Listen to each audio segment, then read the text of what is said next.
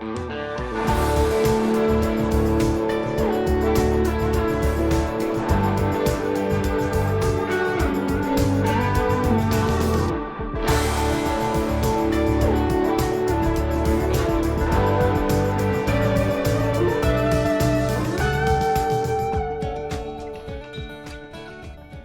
real quick, before we get to the episode, I just want to say thanks for tuning in. My name's Willie, aka Bilby. I'm one of the co-hosts of the show. I want to give a really quick intro to our next guest. His name is David Dennis. He's one of the biggest inspirations I've ever had moving into Nashville, and I just got to meet him 2 weeks ago on the podcast. It's really exciting for me as well personally. David is the lead singer and worship leader for the Belonging Co., and he's one of the best vocalists you'll ever hear. That's exciting. We get to talk about where he is in the creative room, where he is on stage mentally, how he has a posture that honors God while he's performing. We get into some really nitty gritty fun stuff. We also get to talk about the evolution of Christian music and his personal journey and challenges when he moved to Nashville, where he's at now, where he's going with both the Belonging Co. and his own artistry. It's just real, honest, raw, genuine conversation as we get to meet David for the first time. We're excited to have you aboard. Enjoy the episode. Hill and I have essentially been here for around 5 to 7 years. 8. Okay, coming on 8. Those are different numbers. Yeah, and Hill and I are, I guess we call it aspiring artists or whatever. We're whatever artists. that means. Yeah, I only say Isn't that everyone because here? we Yeah. yeah, I say that because we're still working on our debut stuff, but we've been here for a while. We love making music. We love the community aspect of it, finding our team. We've had our struggles. We've shared in our struggles. It's been a great experience so far. But we love to have conversations with other people that have been in it, whether veterans or they're right where we are in the 5-year mark. They've been here for 10 years, whatever, to understand their perspective, their story, as creatives, where they fit in their life. This in Nashville, whether it's creating music, whether it's being in the industry, any of that, where their creative purpose lies, the challenges, their struggles that they're facing now, the where they see music going, all this stuff. It can be anything, really. Right. Just to understand more, we want to understand your story. I think it's really fun that our mutual is Zach Hendricks, which is, he's obviously the network man. He like knows everybody in Nashville. But I remember him inviting me to Belonging Co. And he said, "Oh yeah, I'm going to introduce you to David Dennis." And I was like, "Who's David Dennis?" He's like, "You're about to find out." And then we see you perform, like, oh my gosh, okay. I see Zach's power here. He knows how to connect people super well. Mm-hmm. And but that was like 2 years ago, and I can't believe it took this long, but I'm super excited to have you on here. Yeah. So are you from Georgia? Yes. Okay. We are too. We are, yeah. That's how we met Zach. Okay. Did y'all go to the same church and stuff? Is that? No. Okay. So the connection is we all know each other from UGA. We all went to UGA together. I'm from north of Atlanta in Roswell. Okay. I'm from Macon, Georgia. Oh, dang. Like the center of Georgia. Yeah. Yeah. I didn't mean to say dang. That's awesome. I'm from Lawrenceville. Okay. So north of Atlanta. Yeah. Nice. You don't by happenstance know a guy named Preston Berger, do you? No. Who's that? He's a guy from Lawrenceville. Great. He lives in Nashville. Yeah, he's a publisher here for Big Machine now. Oh, awesome. Yeah. That's great. Yeah. I'll have to connect you guys. I feel like for a long time. I feel like I've seen you before, and I can't figure out where. Well, it might be from the Belonging. Oh, do you go? Yeah. I've been. Awesome. Yeah, I haven't been as of very recently, but yeah. Okay. Yeah. Great. I love the Belonging. It's a great church. Great. It is. Yeah, we'll give you an official intro. Are we like doing it right now? Yeah, David it's going, man. Dennis. Yeah. I know. But yeah, I think, was it Athens Church? Yes, Athens Okay. Church. Yes. I think Zach had mentioned that. I had gone to Athens Church a couple of times. Okay. Mark Lamb, I don't know if you remember him. Remind me. That name sounds familiar. He worked at Athens Church for a while. I don't even know where he is now. But Yes, I think I know who that is. anyways, he was the one that really taught me how to pray. Awesome. Yeah, Praise God. it was the weirdest thing ever. Like he was like, hey, this is actually how you should pray. Like you should sit down and just ask God to speak to you. Mm. And I was like, oh wow, I'm used to like asking him for things that I want. And he taught me what like meditating on God's word day and night was like. It's important. It's really good. And I'm still trying to figure it out, but I always think about him. That's just like a really cool connect. That's awesome. I love that. Yeah. But yeah, I think so the way we kind of want to structure this is like get to know about how did music start in your life? Like where did you get the interest from? Where did it start? When did it start? And then we'll kind of go into just like your journey now and where you think, your creative journey is going. Yeah. And I have so many questions.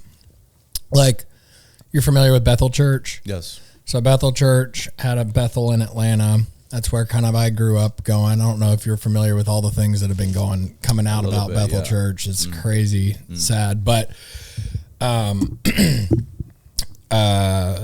yeah, I'm interested to know kind of where worship began and what kind of your take as a worship leader in a creative town, performing versus worship, like there's so much to be said about that. And like, I think, I'm just curious. I'm curious to know. So where do you want to start? Just with what you were saying, just where music began. Yeah. So church was kind of the foundation of music for me. My grandfather was a pastor, and so we would be in church all the time.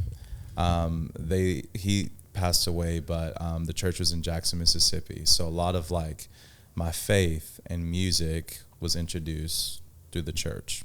And they would force me to sing. So I had to sing in choir. I would do something called sermonic solos, and basically it would be me singing a song by myself before the pastor came up to give a sermon. And back in the day, we didn't have rehearsals or anything. Like, we are spoiled now. Like, we have rehearsals, the sound checks. But back in the day, you just, like, got up there and you just had to do it, Right. And the musicians were just skillful enough. They could just play by ear and just pick up, which is kind of awesome. Oh, yeah. But I used to hate having to sing at church. I used to hate not knowing when I was going to get asked to sing.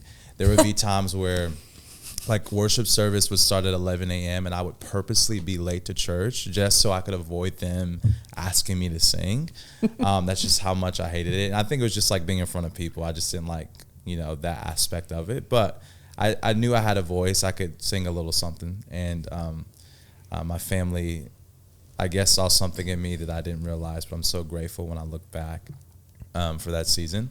So that was kind of the foundation of music. And as I grew older, I was just, I participated in things like chorus in high school. I did something called the Atlanta Boy Choir. I don't know if you guys are familiar with that, being from Georgia, but it's kind of like a prestigious choir in Atlanta. You have to audition to be a part. So I did that stuff growing up, and so like music was just embedded in me. My church in Atlanta, I used to go to a church called Free Chapel. Are you guys familiar with that church? I started going there and got involved in the choir, and then a couple months or maybe a couple years of being in the choir director, I think she saw something in me as well, and she asked me, hey, would you like to lead on the worship team? It's like, sure, awesome. And I believe that moment as well was a pivotal moment in my musical journey, specifically when it comes to like worship and like Christian music, etc. When you reflect back on that, what made it pivotal? Just like, it just felt like someone saw something in me that maybe I didn't see in myself. Like initiated almost? Yes. Yeah. Like, I feel like the things that have happened in my life, for the most part, it's never felt like I've had to kind of go after it. It's always kind of fell in my lap. Mm-hmm. And I'm grateful for that. I'm just grateful for that because it's felt authentic, it's felt genuine, it's felt like the timing has felt right, if that makes sense. So anyway, that was a pivotal moment for me.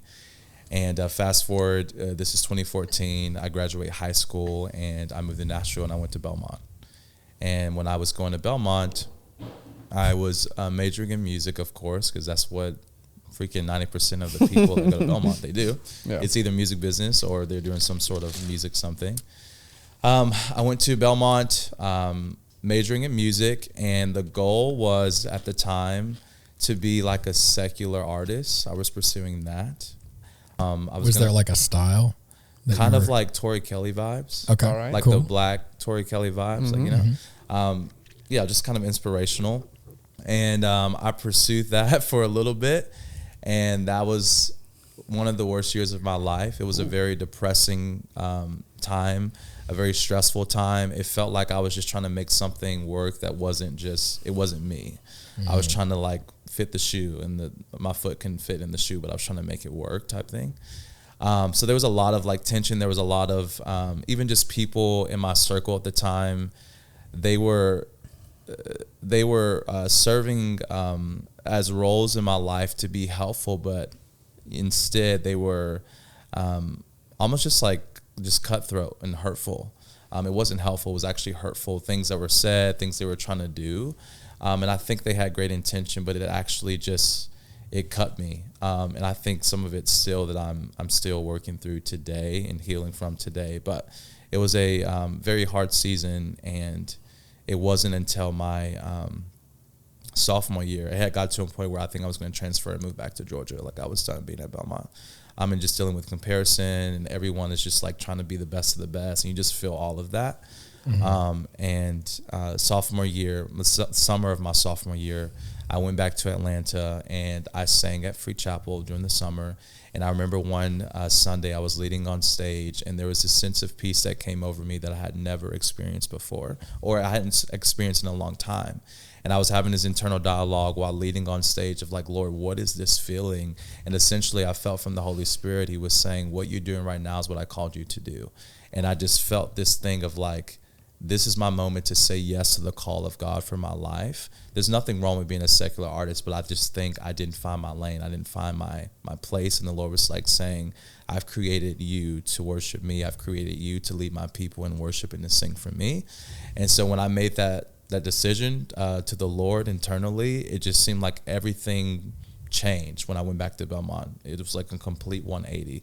My experience, my security in myself, my giftings, opportunities, like things were happening effortlessly. It felt easy. There was a grace for it. And I think it started with me saying yes to the Lord in that moment. And I'm so grateful. So I've been singing for him ever since. And that was like 2016.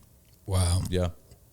So when you look back on that, you'd mentioned that 1 year was a really difficult year. As you reflect back, you'd mentioned that what I heard you say was there's some things that you're still working through today. I can relate to that. There was a previous relationship that left me in shambles, you know, just like couldn't recognize myself, frankly.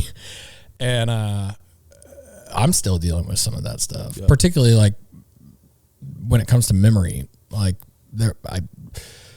no victim speech at all. Just walked away from a relationship to where I was gaslit a lot. Wow. And so even up to today, that's still kind of, what does that year look like in your life today? Yeah. If you don't mind me asking. I think it's just having to renew my mind of just like belief systems about myself, my ability, what I bring to the table, my value. And so that kind of spills into, you know, music. If I'm creating, if I'm writing, like feeling good enough to be able to do that, or feeling like I have something to say, you know? So just like stuff like that, I'm still having to kind of, you know, weed through. But it's definitely gotten better because I have the awareness that I have those thoughts. Right. Before I didn't have the awareness, and I was just like living in these beliefs that were not true. But now I have the awareness, and I can, through the strength of the Holy Spirit, I can renew my mind and confess it, process it, be honest, be authentic. And that makes me better. That makes me stronger. And I help other people along the way, and it's really great. I love that. Yeah, dude. I think a lot of people, especially in the creative sphere here, have a challenge with these lies. Like one of them would be, for me, we've talked about this, is perfection, is coming and stepping into the room, whether it's creating from scratch or hitting that final recording with a vocal. Yeah. It's like, wait, I think I can do better. I can do Totally. better. I can always do better. There's Totally. always better. But Yeah. being able to release and let that go Yes. and say, So here, I have hard. something to give to the world, It's really good. has been a huge challenge for me. Same. I'm doing it right now. Same. Yeah. Yes. Yeah, I mean, I think the reality is that like we all, men, women, all of us, to some extent, have to wrestle with the reality that like we are not perfect, and worthiness comes into play there, and shame comes into play there, and tries to knock you off of that. And particularly artists, it's like you're living in constant sensitivity, so of course that's going to be an element, Totally. you know. Totally. And I think that people on the outside looking in, it's easy to see things as like artsy, like, oh, that sounds so artisty. Yeah. And it's like, well, it's also a different way of living. Like creative living is just different. You're keeping your antenna up. Yeah. And the more sensitive you are to that, yeah, you're also going to have those imposter thoughts Yeah. and fighting those beliefs in a way. I mean, it's not even really fighting it. I agree with what you're saying. It's like, Just like the awareness. Yeah. Like, what do you do with that? you yeah. Would you describe yourself as somebody who thinks about the way that they think? know? Oh yeah. Like you're like a meta thinker? Yeah. Yeah. Okay, cool. I've I'm never with you thought on about that. it that way, but I would agree with that for sure. Like the awareness of Yes. how you think and how you Yes. feel. Yes. And then you can go, oh, I know what this is. Yes. Yes. I'm there too. Yes. Or arriving, It's great. becoming. I'm not alone. Yeah. Yeah. That's a real thing. It is a real thing. So, all right. So you kind of get to a place where it's like, I'm initiated, call it. Like, this is what I'm born to do. This is what I'm doing. Doors start opening. The energy shifts, Yeah. right? The vibes. Yeah, the vibe changes. And it's like things just kind of start getting a little bit more like, oh, okay, this is the next step. I presume. Sounds like from what you're saying. Yep. So then at what point did you get involved with the belonging? Yeah. Like that gap, 2016 to...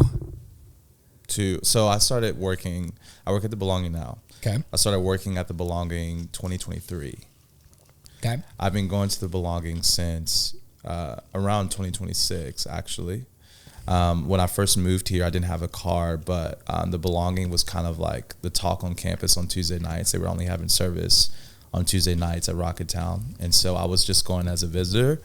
And yeah, when I started going, that was the only place for me in Nashville at the time where it felt like that expression of church felt very similar to home.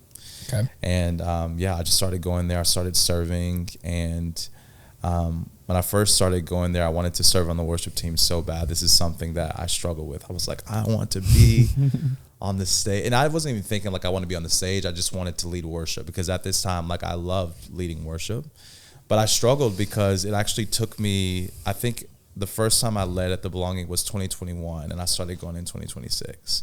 And before that, I wasn't used to having to wait that long to lead or to sing. I was used to getting opportunities and doing things at school or back home in my church. But when I got here at the Belonging, there was like this not yet season that I had to face, that I'm so grateful. It humbled me. Mm-hmm. And I'm so grateful for my church because they do value worship. They protect the purity of who's leading on stage. It's not just a performance. It's not just you singing a song, holding a mic and singing to people. Like there's so much more to that, and they protect that. And so it doesn't matter your skill or your gifting. There's an element to that, but that's not the thing that's getting you on the stage. Like, what's your heart like? Where's your character? Where's your integrity? Where's your intimacy with God?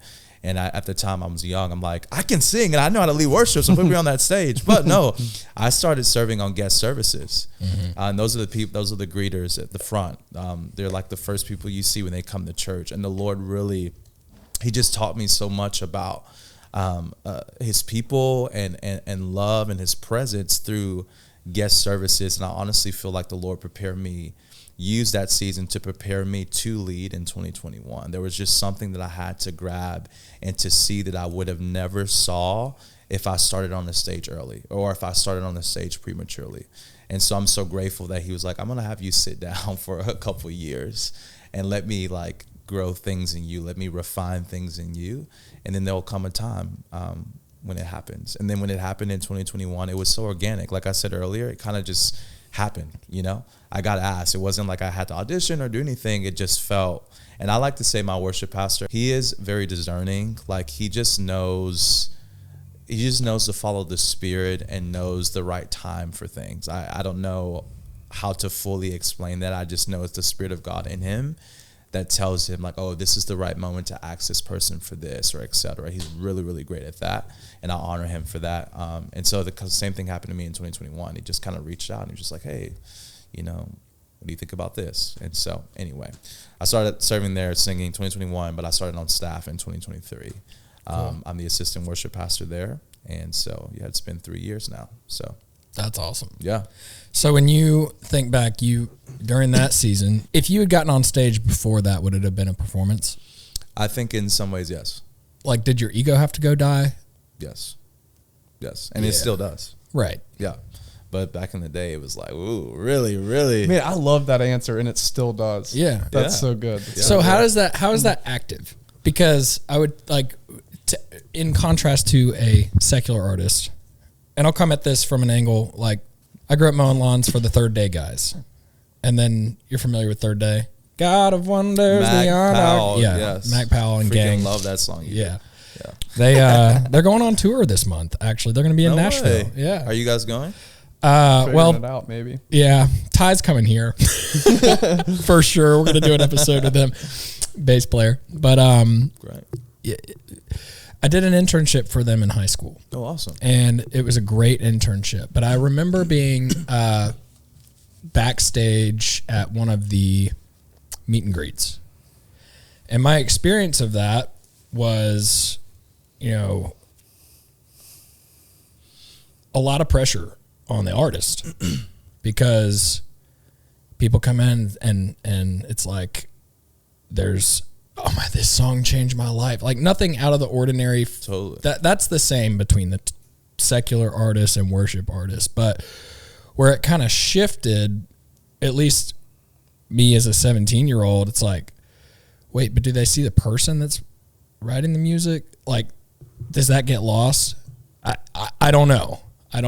But it seemed like at that time, as I was observing it and just a part of it, like I'm so thankful that I got to be a part of it, but I would see it to be very difficult, like an added difficult of balancing that as a worship artist, that you're also on stage, your ego's in the mix of it, and your job is to help people worship God.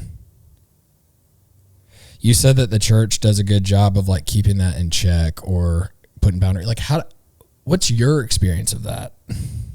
If you don't mind me asking. Like, can you, elaborate on that? Yeah. Like just as far as like how your ego and bringing that to a stage in worship and inviting other people, like what is that like day to day for you? Yeah. The dying to self part. To self. Yeah. Yeah. Is that a fair question? Oh, it's a fair question. It's a great question. I think it first goes back to the awareness piece, because we're humans.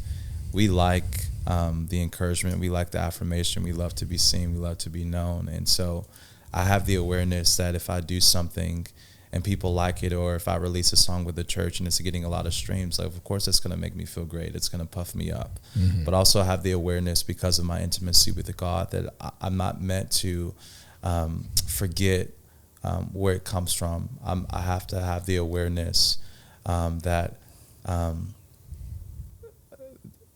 everything that I do that's good, it comes from the Lord, and I must give it back to Him. And I believe the Holy Spirit is the only one to make me aware and to remind me. And I love that you were saying the dying to self. It is a dying to self. It's a daily dying to self. So I don't wait till I'm on a stage. I don't wait till I release a song to practice dying to self. I practice dying to myself on days like this, or, you know, when I'm with the kids, or, you know, when we're having dinner. Like it's a practice, it's a discipline, my intimacy with God. I'm living a life of like, Lord, how do I die to myself daily, take up my cross and follow you? Like, how do I give this to you? And there's an element of like, sometimes people can operate in false humility, where it's just like, oh, it's not me, it's all God. And like, I've also learned that's I think that sometimes can be just dishonoring and disrespectful from the person that's trying to honor you. It's okay to honor. Like, it's okay for me to honor you. It's okay for me to like specify and speak out the gold in you. Like, I'm seeing how Jesus is working your life. I'm seeing the gift that God has given you. Like, I can call that stuff out. That's a beautiful thing. And so to neglect that and be like, oh, it's not me, it's all God. It's like, no, like honor what's just been called out in you, you know, receive that, respond with that, but just know where it comes from. I think it's a worship leader from Bethel. She uses this analogy, but she was just saying what she does as a practice is she takes all the compliments, for example, that she gets, and then at the end of the day, when she's like praying or before she goes to bed, it's like a bouquet of flowers that she gives to the Lord. I love it. And so I think it's just that awareness piece. It's the discipline of dying to self every single day, not waiting again for the music release, not for the moment where you're in front of people for them to say something. It's like you're living a life of that. You're building intimacy with God. I heard it put one time, thought it was a great word picture for false humility. And it's like, let's say that I was a builder and William was my son. And William obviously grew up in my house learning, you know, I'm teaching him how to build. And then one day, William wants to build his own house. Well, I give him all the tools. I work with him. I show him how to do things. At the end of that house being built, if he comes back, he goes, oh, but it was all you. To your point, it's like, well, I'm actually going, look what you built. Yes. We did this together. Yeah. That's amazing. And he's going, yeah, but I couldn't have done it without you. And it's like a collaboration. And, you know, I mean, my philosophy, I guess, is like, we weren't really designed for glory. We were designed to reflect it. Yes. You know, like God gets the glory, we reflect it back. Yeah. I don't know. I just thought that was a great word picture for that, because I did experience growing up a lot of false humility in the church. Yeah. You know, it's pretty rampant. Yeah. And that's changing, thank God. Yeah. You know, but like, that's a real thing, especially in the worship space. It is. You know, like, I feel like I grew up that way. yeah. I used to, when I would get compliments younger, because I honor my family, I honor my faith background, but parts of that was very religious.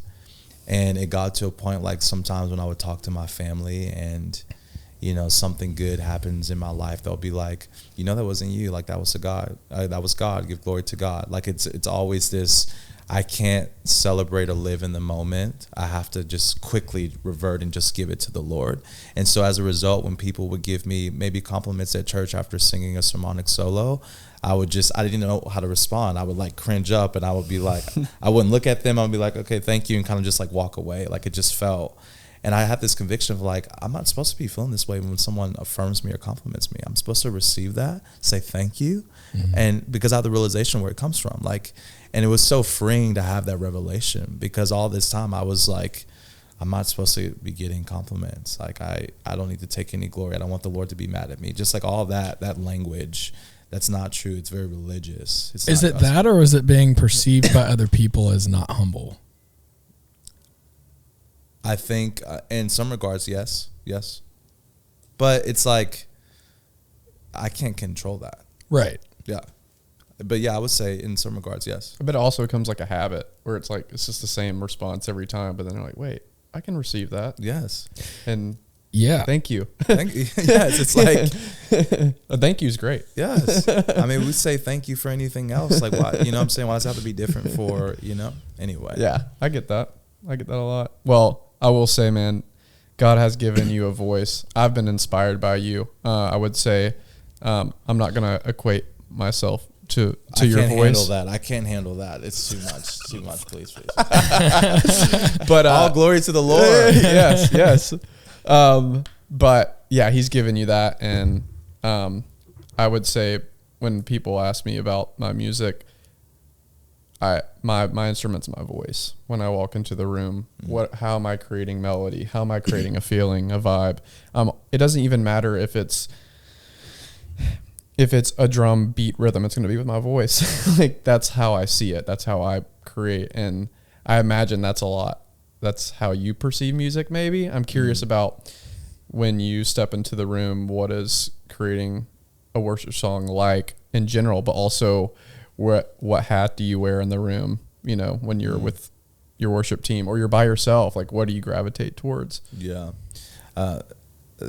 The creative, specifically songwriting, has been a new thing. And when I say new thing, I mean like January, a new thing that I've actually stepped back into. It's like fresh. Like, I feel almost like a rookie again because I actually hung it up because of stuff that happened to me at Belmont. Like, I really felt like I just couldn't. And so I would go to write and completely be in my head, or like, just if my ideal didn't work, or maybe I didn't bring something to the table, or just like all these things just clouding my head. So I just stopped.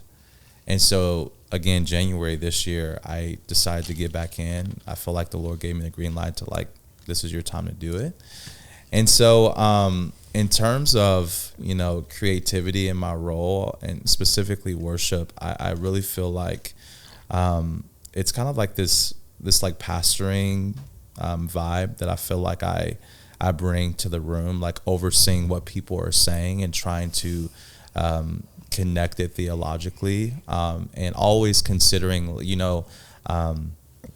when people, like when you're in writes, you're like considering like who you're writing for or something like that. When I'm writing for worship, I'm always considering like the church, the body of Christ, or the season that we're in, and so that's just kind of a cool way to just, think about creativity when I'm writing specifically worship songs. But I feel like I have this like oversight role, at least the writes I've recently been having these last couple of months.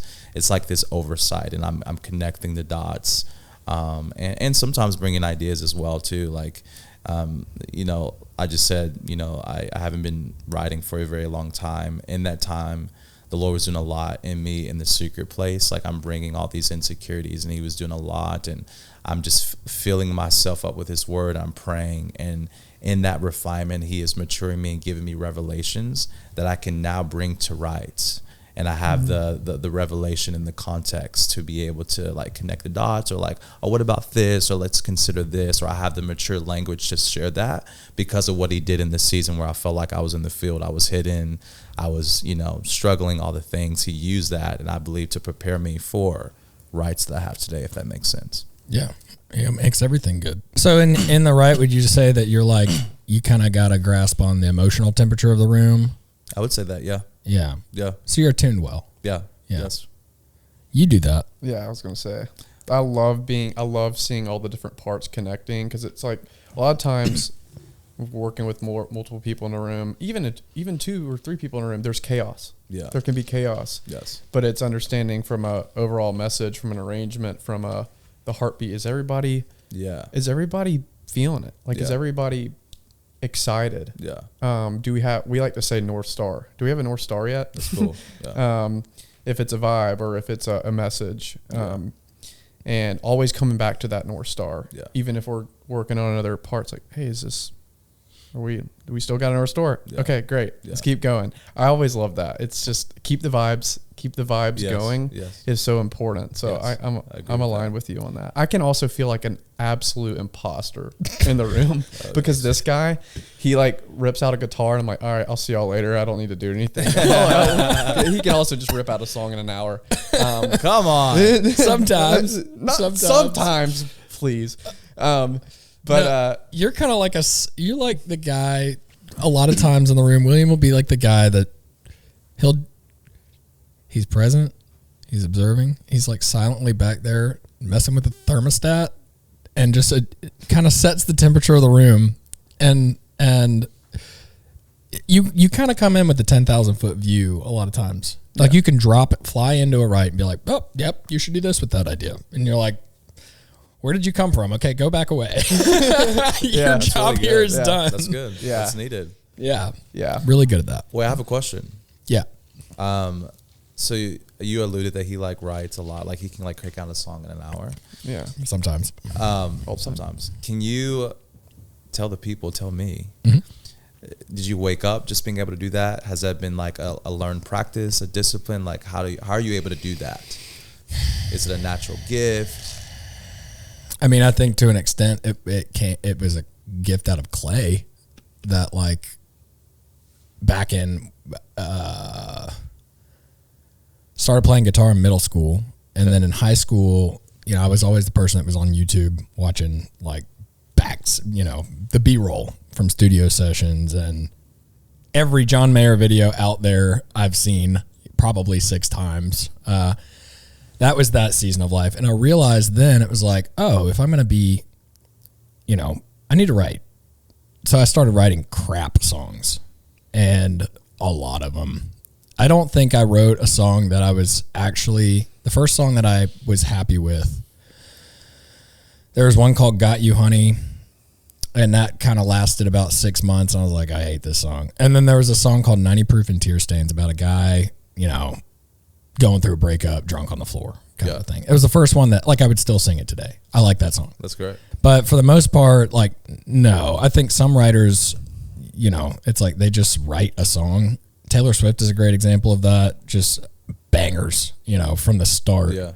Mine were crap. Like I did 8675309. You know that song? 8675309. All right. I don't know that. Wow. Yeah. It feels like a commercial.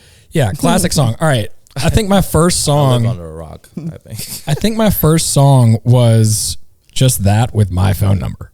So it's like 905-967. Well, I'm not going to tell everybody, but you got most of the numbers. That's crazy. That's crazy.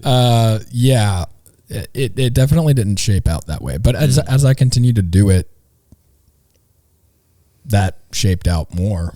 And then the dying to self piece, it's like, for the first time in my life now, it's like, oh, I see all of the struggle kind of coming together and this being used for good.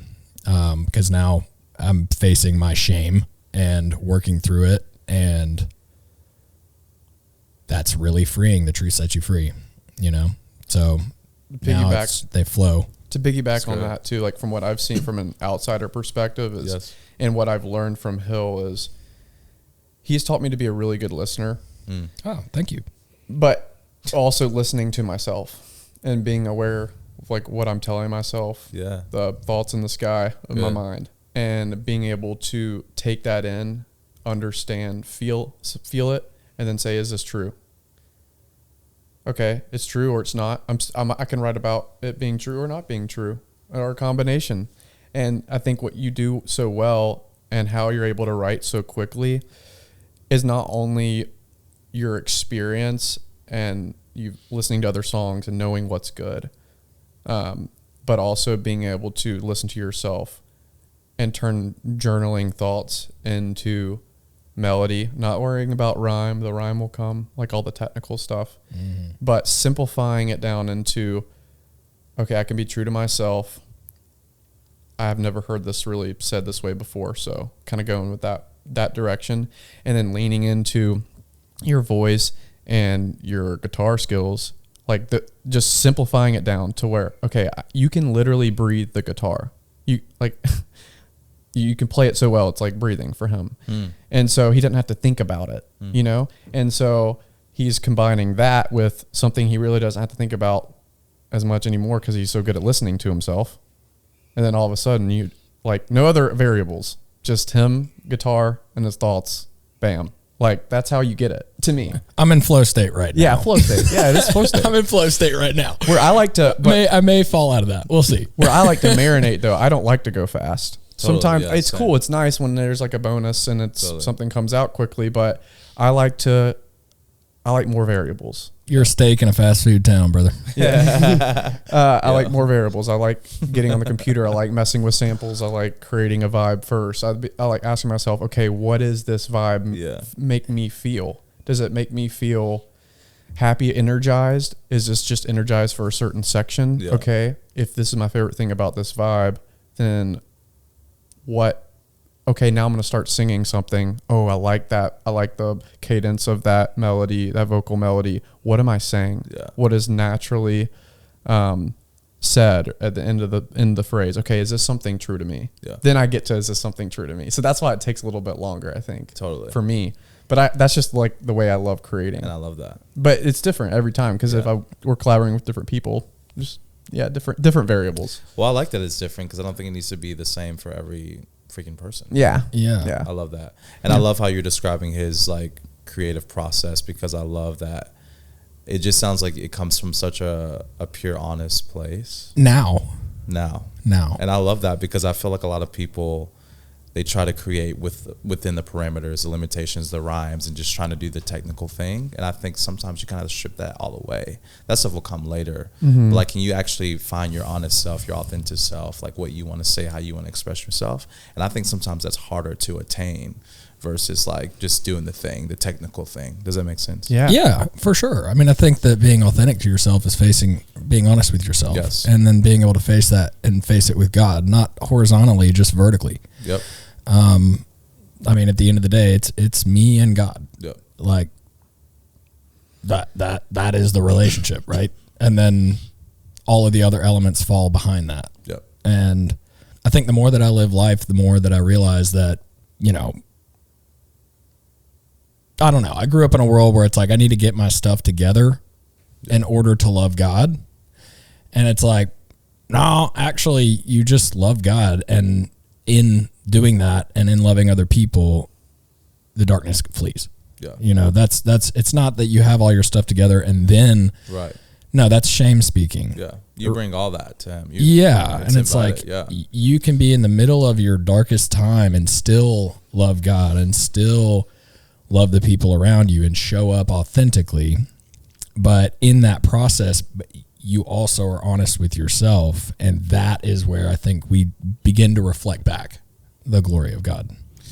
This is just like such a different tangent maybe, but I feel like so many people long to be authentic and real and free, and they don't know how to, or they don't have the awareness. And I think about things like social media and even sometimes artistry, where it's a temptation to like put up a certain facade or perception, or like you're seeing the polished thing.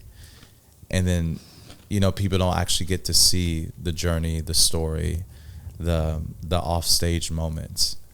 And I think I'm just empathizing with that tension of like, you know, the people that long to do that, but then we live in a society and culture that's saying that otherwise. It's like, you have to die to that every single day. You have to be aware that you're like constantly up against this fight every day.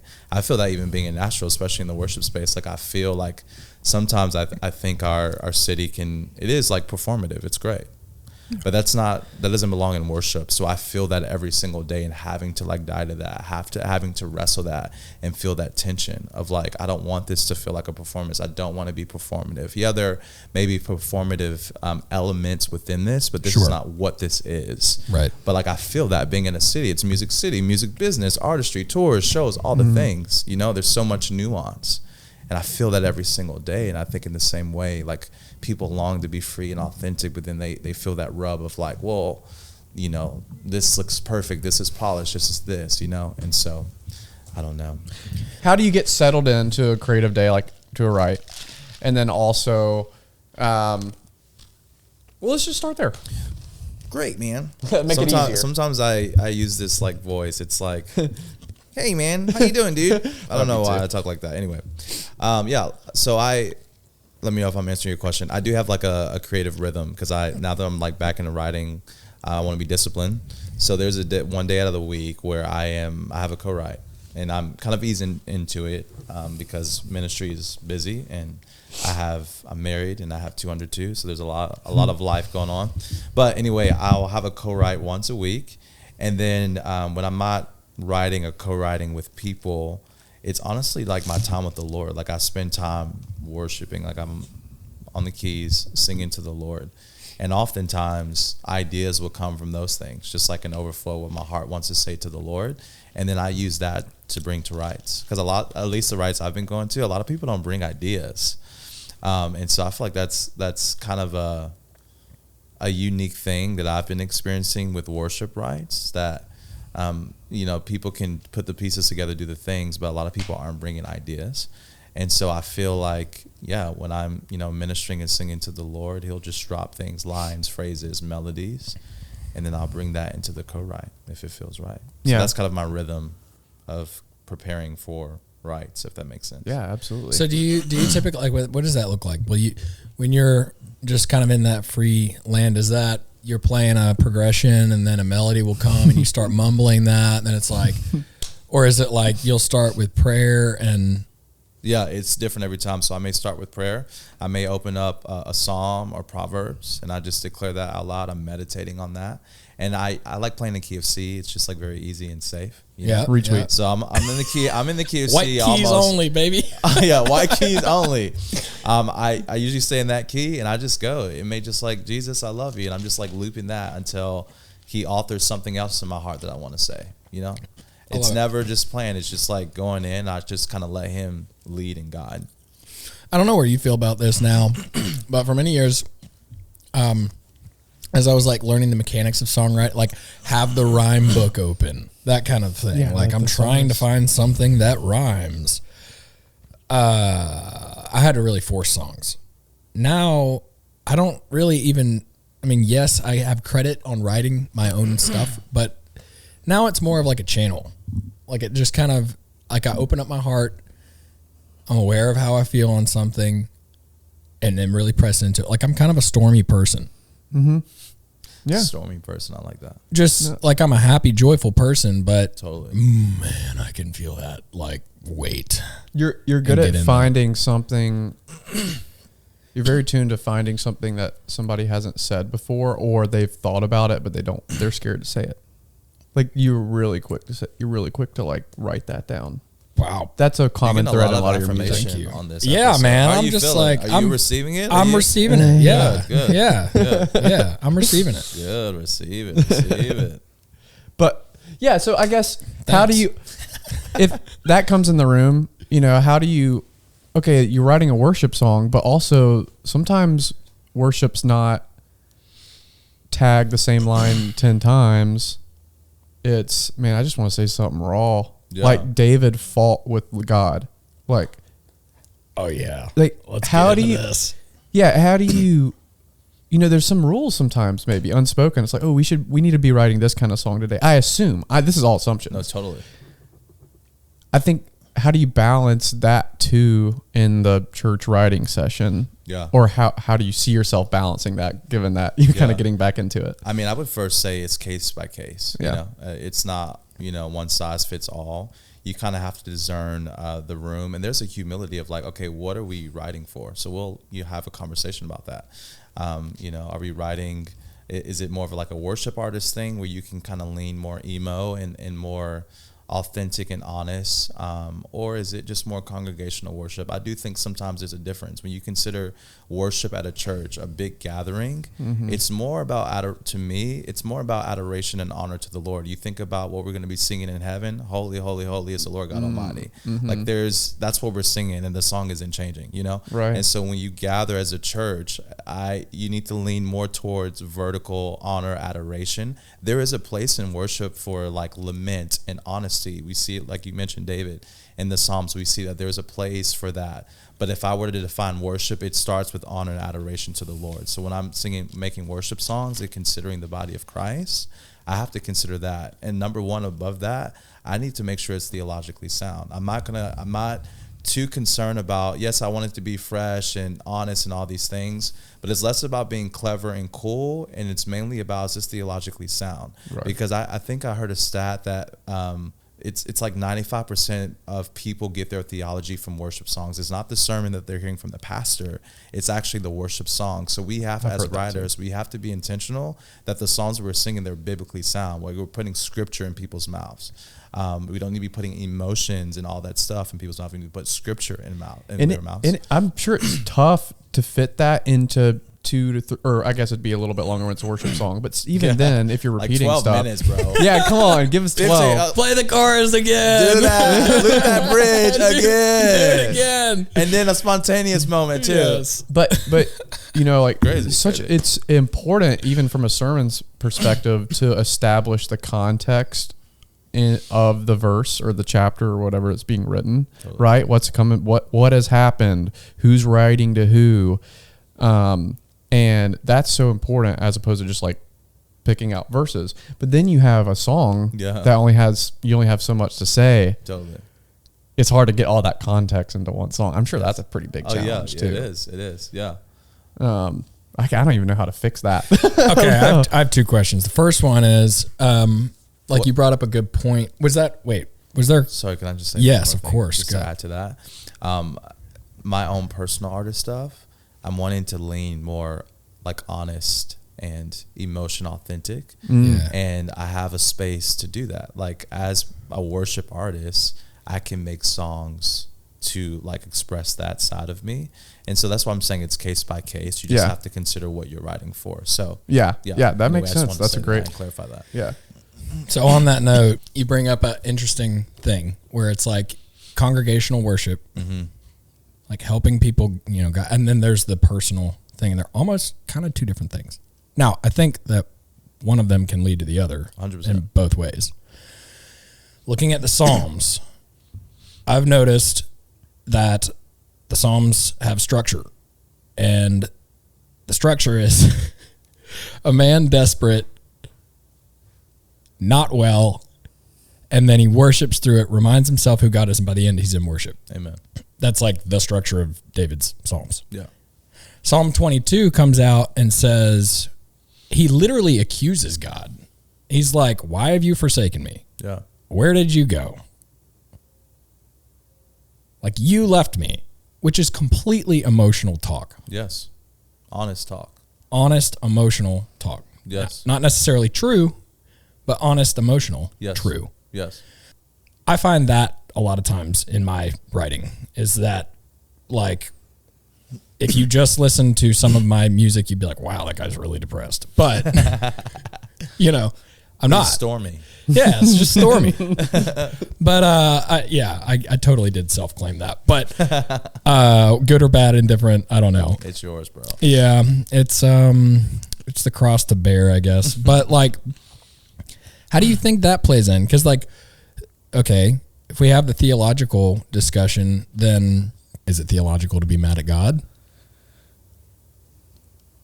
I think so. I think he's not scared of our emotions. He's given us emotions. Yeah. I think it's like what we do with those emotions. Like, are they in the driver's seat, or are they there to help you express and to be honest and connect with God?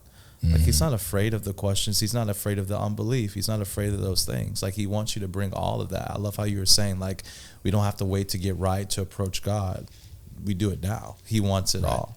And it's oftentimes he'll use those, like, valley seasons, I like to say, to produce more intimacy. It's an invitation to actually know him. It's not about being on the mountain all the time. Like, when things are good, it's kind of, I'm not saying it's hard, but it's just a different experience you have with learning God versus if you're in the struggle, if you're suffering.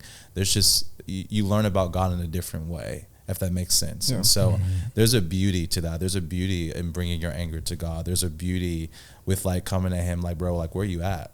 Like, Lord, where you at? Like, you said this has not happened. Like, I prayed for this has not happened. Like, he wants to hear that. There's an invitation for that. And I'm just so grateful that we serve a God that way. He's not like a dictator that says, oh, you have to be perfect or you can't do that. No, he's inviting all of that. He wants all of that. And so it's a beautiful thing. So do it. Be angry. Yeah. Yeah. I would just say, try not to stay there. Don't let that be the driving force, but bring that to the Lord. It's okay.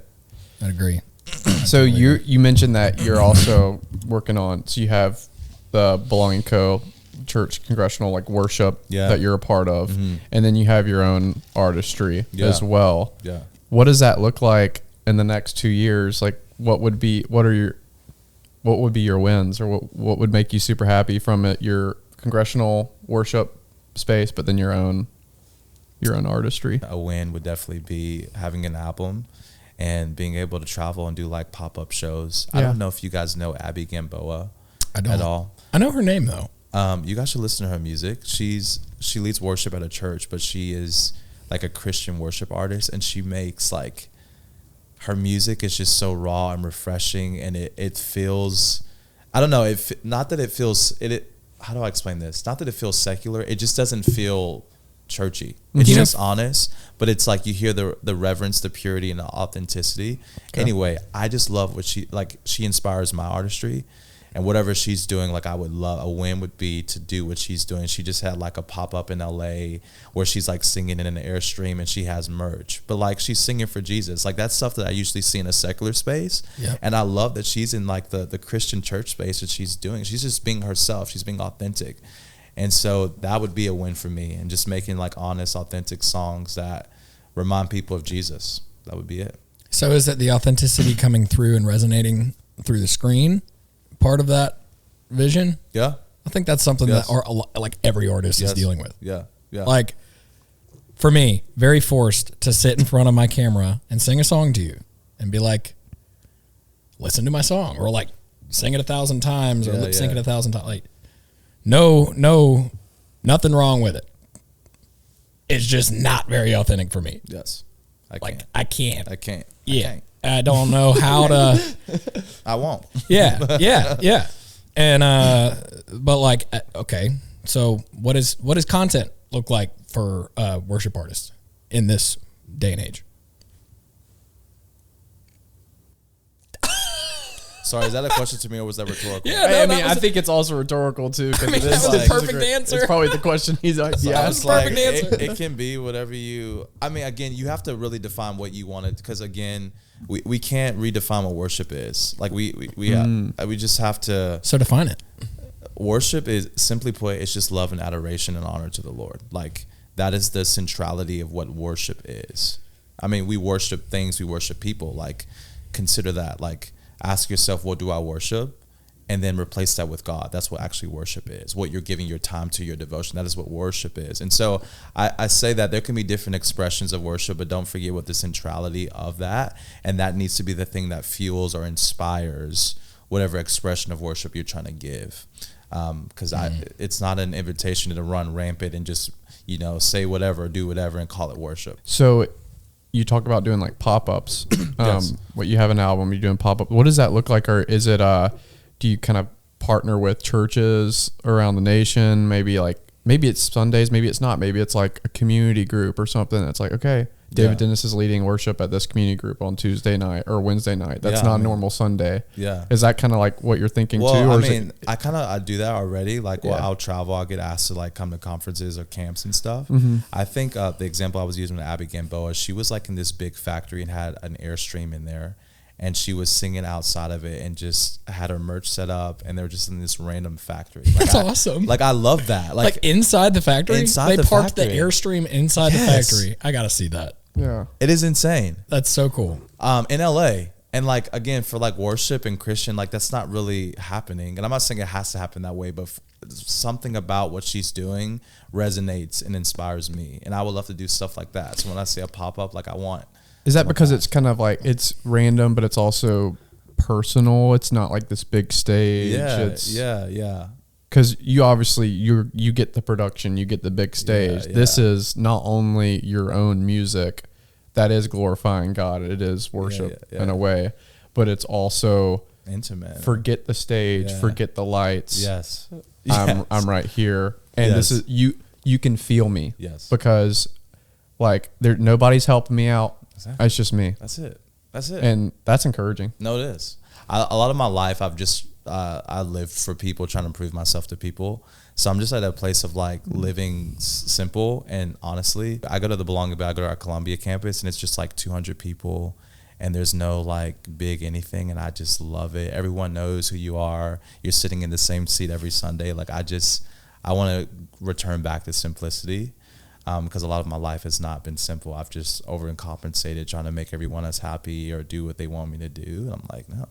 So I think that's another reason why I love Abby too, because it's like she's doing whatever she wants to do, and it's very intimate, it's very raw, it's just real, and it's like, You know, Yeah. You know who else is making great music? Is Frannie Cash. she's awesome. Yeah. Is she a Christian? Is she doing Christian stuff, or is it more? Yeah. I mean, it's like What kind is of it? fits that Okay. like ride the line kind of a thing. Yeah, I love that. Yeah, I love that too. She's insane. Yeah, very can, good. She can sing too. And Forrest Frank, it's gonna be a good day. Yes, he's Yeah. awesome.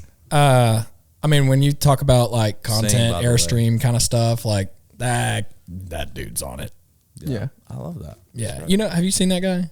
Oh, I mean, he used to be part of Surfaces, Colin, who I know. We interned together and stuff. And then I don't know if they broke up. It's just like Surfaces was an awesome, like really pop lo-fi beach group. And then they like got really big. And then as soon as that happened, Forrest pivoted and did his own individual Christian pop, whatever you want to call the genre. That's awesome. So, but yeah, I still like the Surfaces music too. It's such a vibe. Put me on the beach and the waves type of music. They're great too. I love that. Yeah, I love seeing the Christian.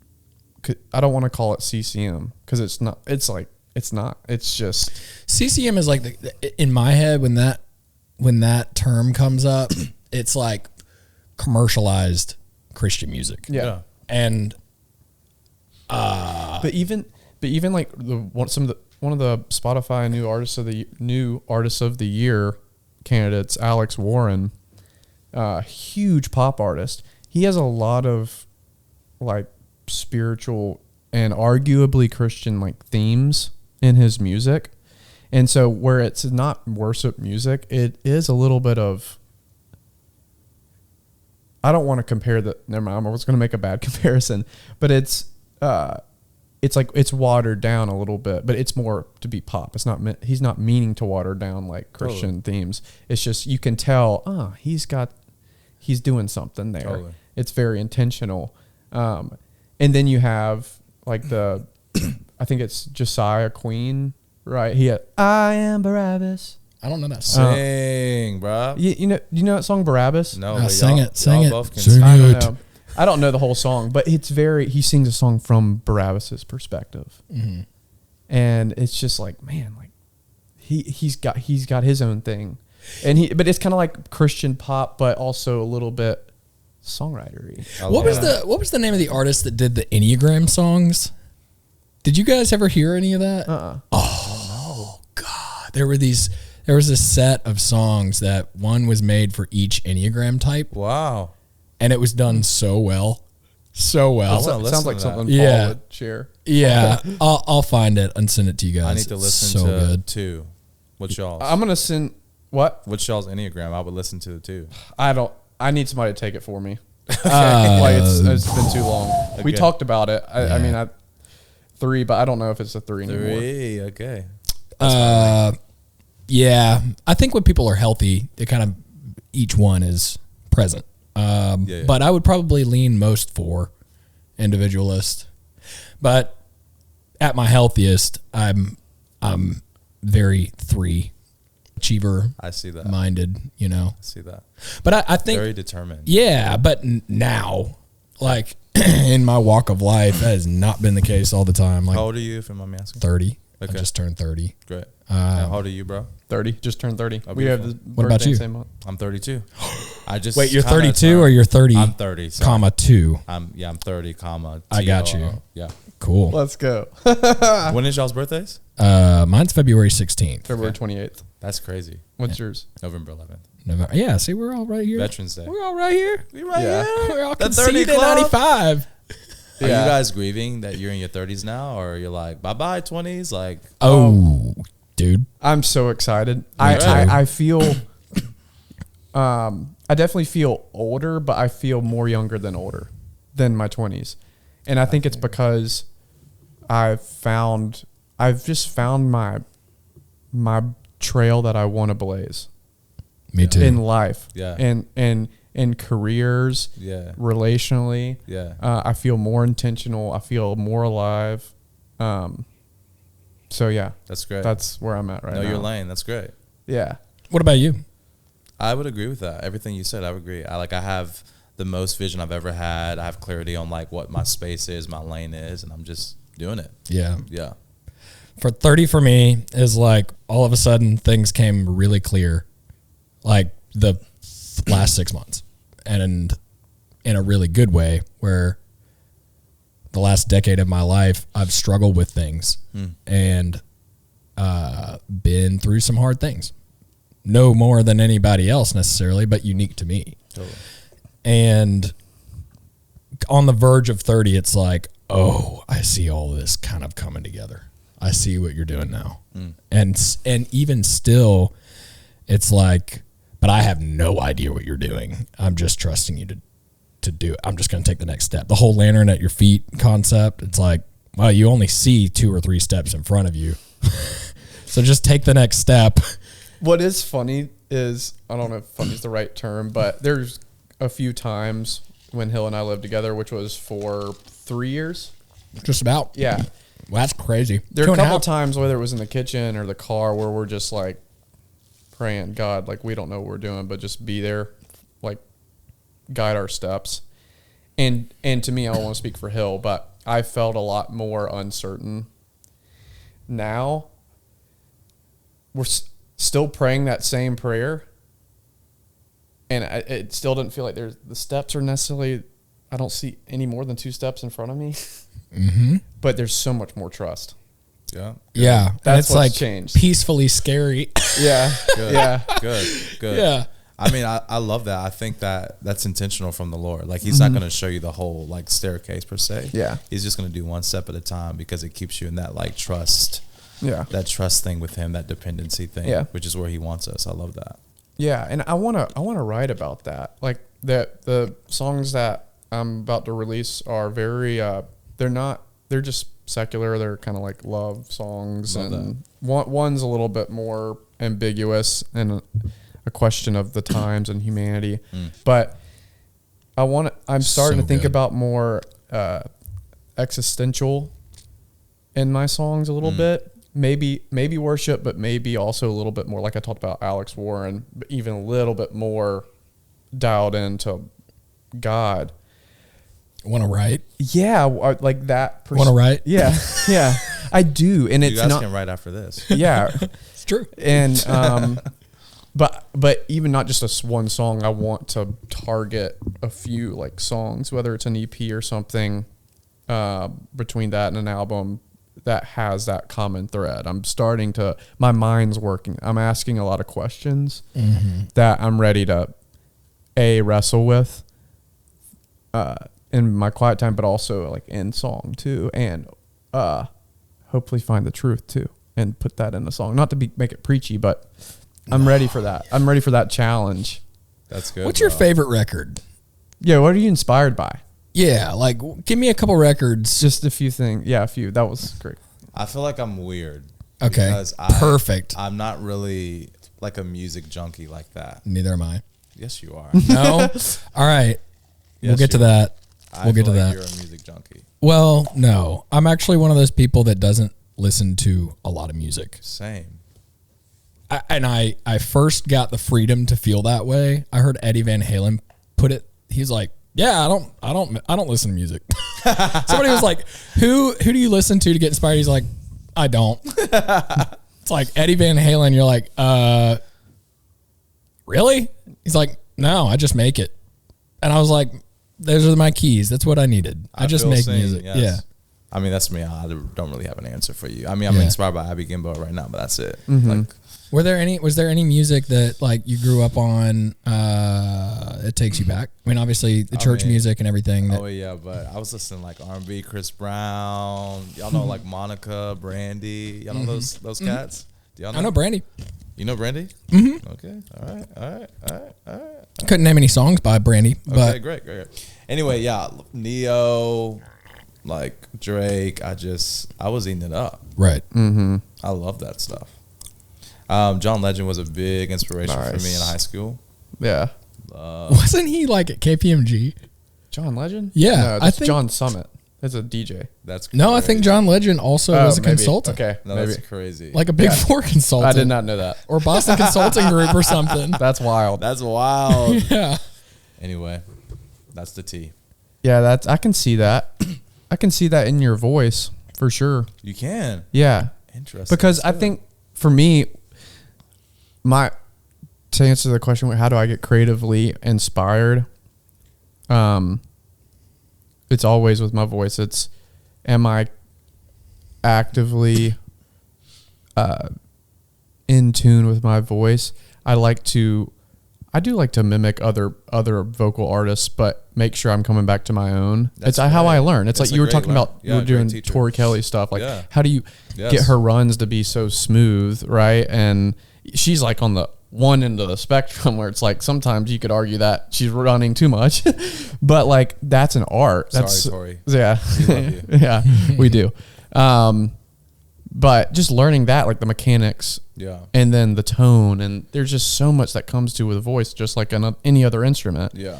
I don't know where I was getting to, but anyways, that's how I love. That's really good. I have a playlist of 100 different vocals, like Yeah. we were talking about inspiration. From my biggest inspiration is Ryan Tedder. He's One Republic's lead singer, huge songwriter. And he can flat out sing live. I mean, oh my gosh, it's so good. I think he was the main reason I was like, okay, I'm just going to lean into voice. That's it. But then there's other ones. There's like I love Leon Bridges. Oh yeah. And great voice. He does so well of just, man, it's just raw. It's just raw and real. Yeah. It's not as technical as Tori Kelly. Yeah, yeah. But it's just as real. Yeah. And anyway, so yeah, I'm inspired by anybody that just has an authentic vocal. To me, Adele that's is another how. one that That's comes to mind. who. Adele. Oh my gosh. Oh my God. Adele Yeah. can flat sing, man. Yeah. Got him. That Yeah. got Yes. That got him. You know, I think one thing that, like, appreciate the compliments about the guitar playing, but like one thing that I haven't fully connected, like the vocalists are really the original artists, if you think about it. Because if you're listening to a tune and you just kind of hum along to it, that is free form improv. Like you don't hit the same thing when you're humming. Yeah. Maybe if you're whistling, you have like a similar tune that you whistle just walking down the sidewalk. I don't know. I mean, I do. But what I haven't gotten to guitar playing yet fully that I so badly want to hit is the humming in my head comes through the guitar. And I think that a lot of times with any instrument, it's easy to get like caught in the muscle memory of playing the same things or like having the same track. Mark Hill, we were talking about it with him. The Well. Yeah, the Well. And he was kind of just talking about, this is a bass player in town, first call type of bass player. Okay. Very in demand, but he was just talking about like keeping your well full and, getting your mind out of that trap. That's one area where I think I'm growing, but there's so much nuance in the voice that other instruments just cannot capture in the same way. Yeah. And that's all the little minutia technical stuff that I think you have to get through. And then it's like, all right, well, where's my heart now? And then like trying to channel and connect your heart with your voice, with your instrument. So it's just one fluid thing. And as I think of guitar players that have done that really well, like today it's John Mayer. John Mayer does that phenomenally well. The past, it's the Stevie Ray Vaughns, like the blues, just, we could start and stop there. R&B is another one that's like kind of an offshoot of the blues, and like, that's where I think people really connect with it.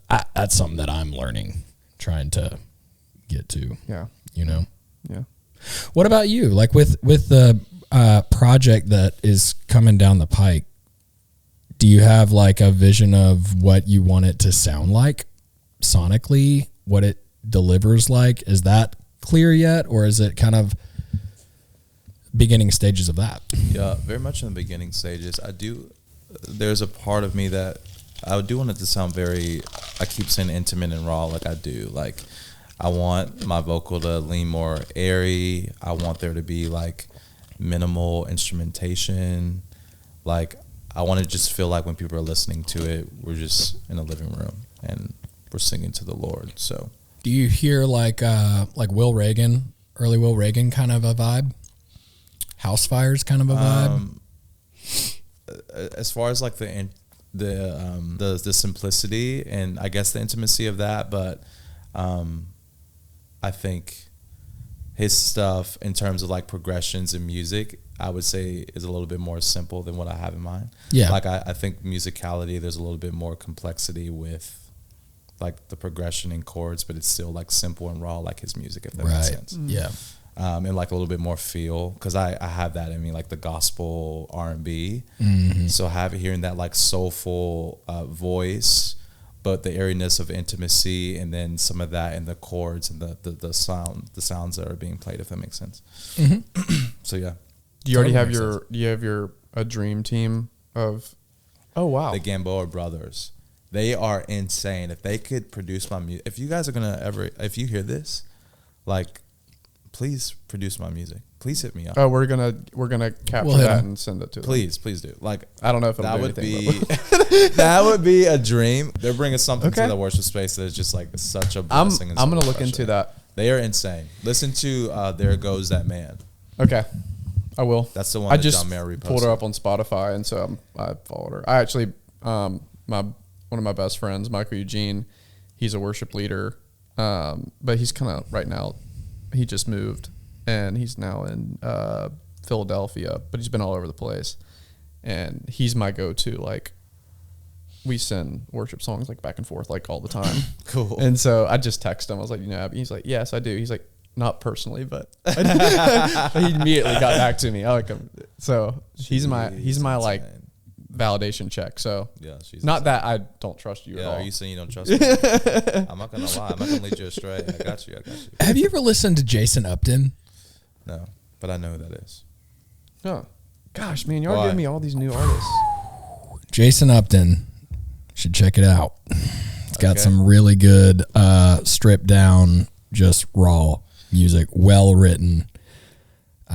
Never met the guy. This guy? That is him. Yes, that is him. Is he a Nashville guy? I don't know, but he's like just a phenomenal worship leader. Like, just great songwriter, great music, and he can soak, like, just sit and worship, and it's like you are just invited in the experience. Love it. I love that. I love that too, Hill. Dude, I love that. Me That's too. like my favorite thing ever. I love you guys balance each other really well. How so? Your personalities, like, I feel like, let me get this right. William. Bilby? No, I'm not thinking of your names. Bilby. I'm just like thinking about just Amela? I don't know. I'm still processing, but it's a personality thing. Like, I see you as like this, and I feel like you bring the balance to this, like the light-heartedness, the lightness that needs to be balanced of this, but we need this. Yeah. Does that make sense? Yeah. These little images. It's of called my- Good Cop, Bad Cop. I'm just kidding. Right. It sounds like I'm a dog on a leash wanting to like bite or something. No. William's like, hey, hold up. It's like the focus, the determination, the sharpness, the whatever, and then you bring William. You just bring like the joy, the empowerment, the sober mindedness, like the bringing things back to reality type thing, like whatever. So that's a good point. And that's Thank you. a great awareness point, because as we've learned and we can, this is a good way to like end the show. Right. But like, Goodbye. as we,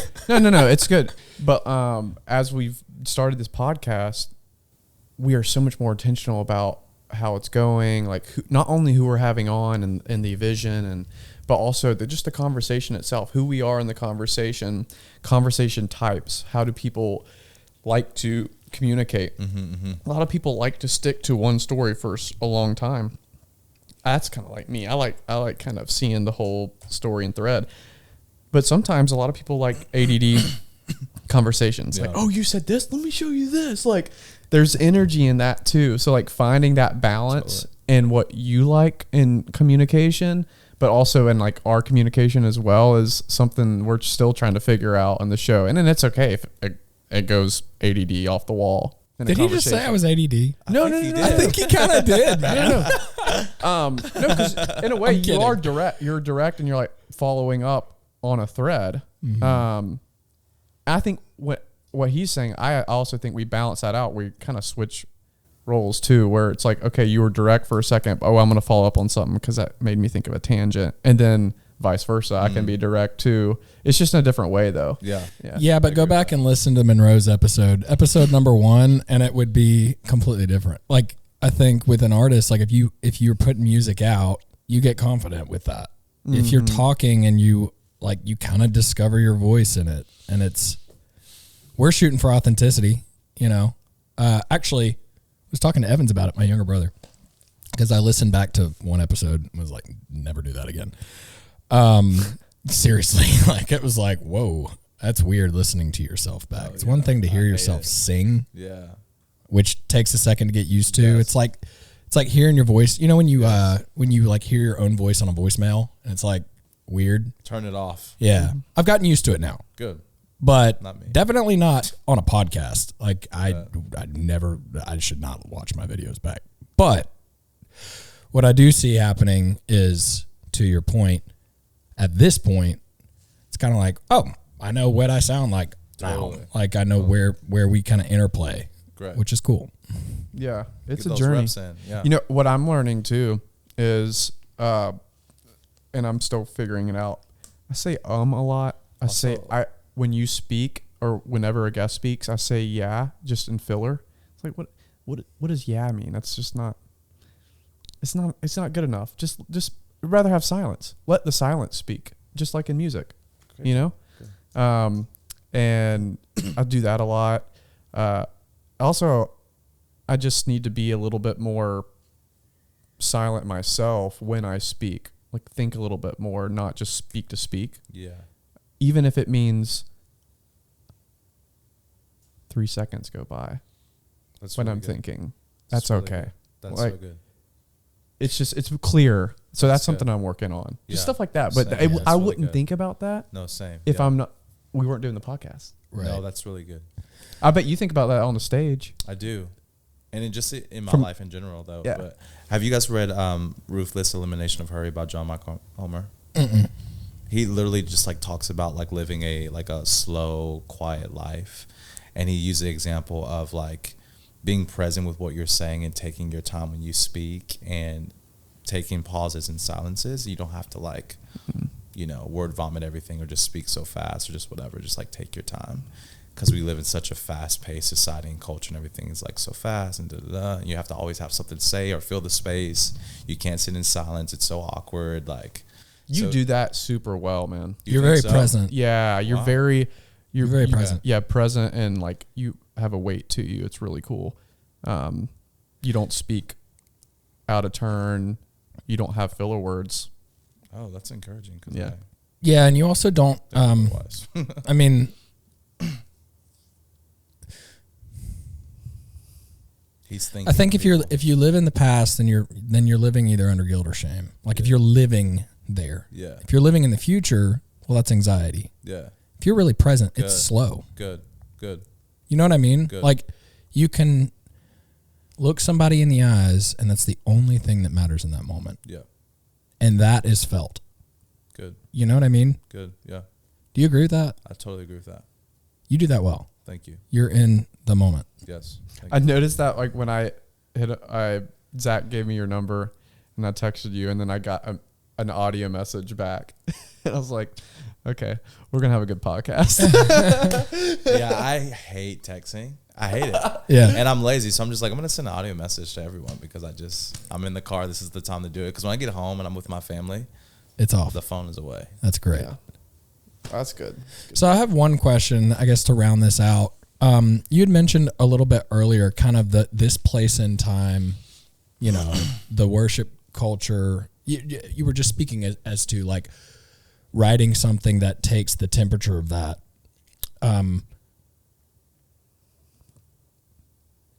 When you think about setting the temperature, what is it? Where do you think that this is kind of an open-ended question, so you can answer however you want, but like, what needs to change? Or what freshness would you like to see or be a part of, I should say, when it comes to artistry or worship music or, you know, branching out sonically? Like what is it that you want to say? I think the first thing I want to say is stay faithful to like, if you're writing worship music for your church, like, stay faithful and just consider your church, and not so much about like streams or the popularity or the results of what the creation that you make. Because when I have found when those things are influenced, you tend to kind of fall safe and do things in a safe way.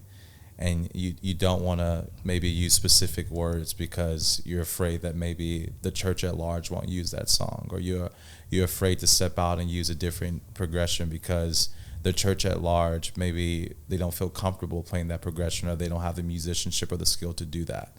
So I would say one of the things is just stay faithful to your particular church, if the Lord's calling you to write for the church, and your particular expression. And also, like, the Lord he's always authoring something new. The word talks about, behold, I'm doing a new thing. Can you not perceive it? When we tend to like do the same thing over and over, like, are we actually articulating who he is? Like, he is so limitless, and he's so vast. So there's always something new to create or say or arrange. And so I would just challenge, like, you know, specifically worship people, like, lean into that with the Holy Spirit. Like, what does this look like musically? What is this, you know, what do we want to say here? I even, like, yesterday we wrote a worship song, and we used the word lips. And for whatever reason, I was just like, should we say the word lips in a worship song? Like, it just kind of feels weird to me to say lips. I don't know. Like, can we say like voice instead of lips? Like, that felt safer to say voice. But I was like hit up against that tension too of like, it's okay to say lips, like, you know what I'm saying? Yeah. And just like being aware, like we've said this in this episode, like being aware of those things. And just lastly, again, if you're writing worship and worshiping for the church, you need to have intimacy with God. You need to know him. You need to know the word, and that right needs to be an overflow of what's being cultivated in the secret place. If you don't know the word, then just probably don't write worship songs, or don't write for the church. That's it. Good advice. Very good. That reminds me of the song "How He Loves" and the Sloppy wet kiss. The sloppy wet Yes. kiss. I'm a sloppy wet Me kiss too. guy. I'll say it. Some places you can't say it. Yeah. But I'll do it. I'll do it. Because that was real for him in that moment. Yeah. It's powerful. It's so That good. is such a great response. Oh my gosh, I'd forgotten about that. Yeah, sloppy wet kiss guy. I'll do it. But yeah. Wow. Well, David, you're a courageous man. Thank you. And you are very strong. Thank you. And we're so glad you came on the show. Thanks for coming on. It was an honor to be here. Thank you guys for having me. Hondo P. That was awesome.